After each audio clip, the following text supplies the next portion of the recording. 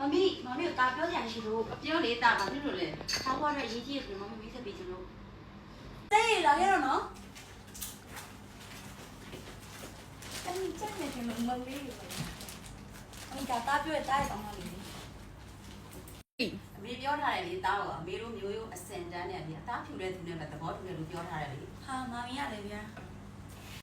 တားဘွားလည်းတော့တားချစ်တဲ့သူပဲရွေးချယ်မယ်မမကိုတာပြောပြီးသားပဲလေ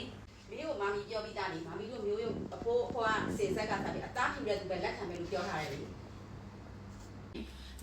မမီရှိလားမမီပါလေနော်ဟောအဲ့ဒါရင်းမရလားမမီလာလေတပီဘယ်ကနေလဲဝင်လာတာလဲမာလေးအိမ်ကမမီကစိတ်တက်တယ်ဆိုလို့ဒီမှာမမီက哎呦我的妈မမီအရင်စိတ်တာဒါလိမ္မာလိုက်တဲ့သမီးလေးတားစစ်သူတွေ့ရမလားနော်မမီတို့ကလေဒီလိုတိတက်ပြီးတော့လေအသားဖြူတဲ့မျိုးရိုးနဲ့မှသဘောတူတာနော်အနေသမီးကိုပြန်ဝင်ပြပါပြန်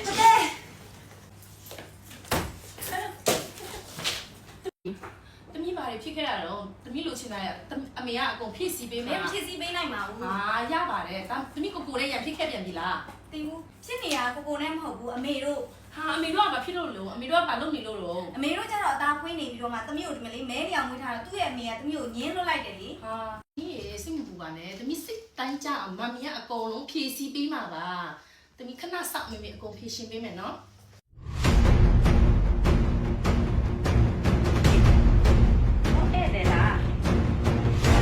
ကျမရဲ့သမီးကိုအသားမဲလို့ငင်းလွတ်လိုက်တယ်ဆိုတော့ဓာရှင်ရဲ့အိမ်ဆိုလို့ကျမကလာကြည့်ရအမကိုကြည့်ရတာလေအသားအရင်မဖြူမနေပါဘူးဟုတ်တယ်ငါတို့ကလေအသားမဖြူပေမဲ့ငါရဲ့သားကိုတော့လေအသားဖြူဥနေတဲ့သူတွေမှာပေးစားမှာနော်အဲ့ဆိုအမခဏစောင့်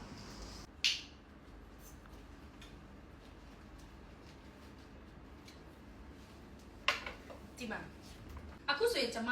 သမီးသုံးဖို့ဒီတဝမ်းအရင်နာမည်ကြီးနေတဲ့တဝမ်းစခရပ်ကိုအများဝယ်ပေးထားပြီးကျမသမီးဒီဟာသုံးပြီးဖြူပြီးဥလာမှရှင့်သားကိုအနောင်တရစေရမယ်ပြီးရင်ရှင့်သားတဲ့ဖြူတဲ့အစတရဖြူတဲ့လူနဲ့ပေးစားပြမှာအဲ့ချိန်ကြရင်ရှင့်သားကိုဒါနိုင်အောင်ထိတ်အဲ့ကျမရဲ့ဟာအကုန်ပြင်ယူသွားမှာနင့်ကိုဘယ်လာပြတာ